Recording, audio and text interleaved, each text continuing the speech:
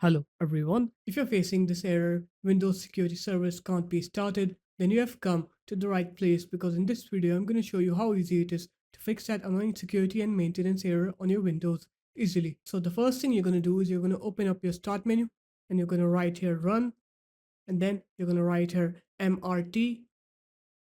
You're going to press yes on here. You're going to click next and then do a quick scan of your computer.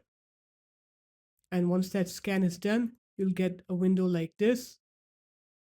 And after that, what you're going to do is you're going to open up your start menu again. You're going to write here command. You're going to make sure it runs as administrator. You're going to put both of these commands in. You're going to put this command in first. You're going to press enter. And once that's done, you're going to put this command in. And after that command is done, what you're going to do then is you're going to open up your start menu again. You're going to write here run. You're going to write reg edit. Press yes on here.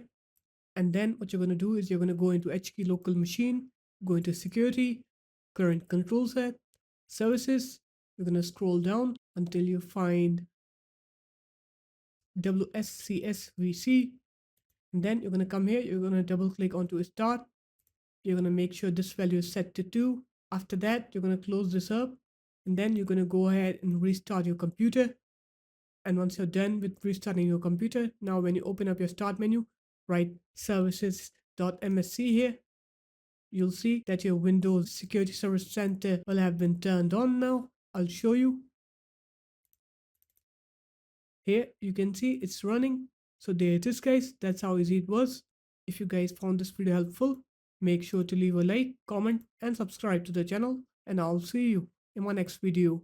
Peace.